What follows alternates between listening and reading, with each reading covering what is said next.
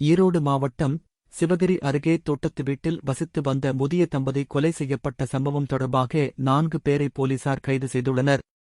சம்பவம் நிகழ்ந்த வீட்டை நோக்கி சந்தேக நபர்கள் செல்வது மட்டும் சிசிடிவியில் பதிவான நிலையில் சிசிடிவி பதிவுகளில் சிக்காமல் வெளியேறியது எப்படி என்ற விசாரணை வழக்கை தீர்க்க உதவியுள்ளது.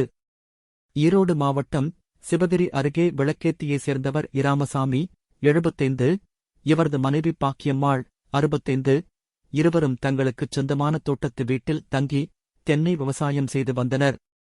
மே மாதம் 1 தேதியன்று இரவு இவர்களின் தோட்டத்து வீட்டில் கொலை செய்யப்பட்டு கிடப்பது தெரியவந்தது.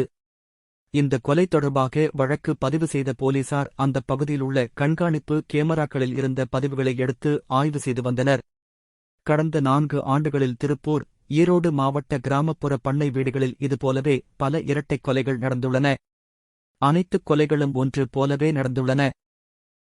திருப்பூர், கோவை, நாமக்கல், ஈரோடு மாவட்டங்களைச் சேர்ந்த தனிப்படை போலீசார் தீவிர விசாரணையில் ஈடுபட்டு வந்தனர். இந்த கொலைகள் நடந்த இடங்கள் அனைத்துமே கீழ்பவானி மற்றும் பரம்பிக்குளம் ஆழியாறு பாசன வாய்க்கால் பகுதிகளையே நடந்துள்ளன.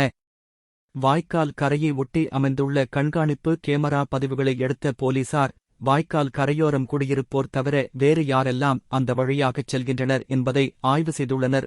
இதையடுத்து ஈரோடு மாவட்ட காவல்துறை கண்காணிப்பாளர் சுஜாதா கொலையாளிகளை பிடிக்க 12 தனிப்படைகளை அமைத்திருந்தார். தனிப்படைக் குழுவிலிருந்த காவல்துறை அதிகாரி ஒருவர் பிபிசியிடம் பேசும்போது, அரச்சலூரிலிருந்து கிழக்கே 10 கிலோமீட்டர் தொலைவில் உள்ளது எழுமாத்தூர்.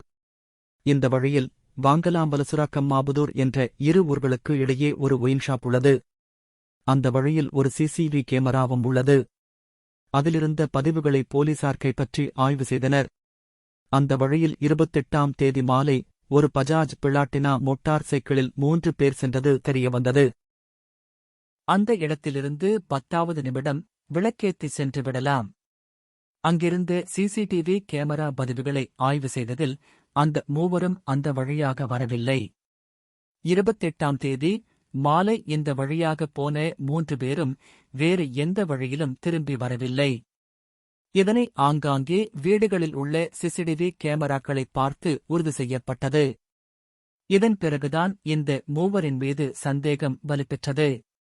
அதன் பின்னர்தான் மூவரையும் தனித்தனியாக பிடித்தோம் என்கிறார்.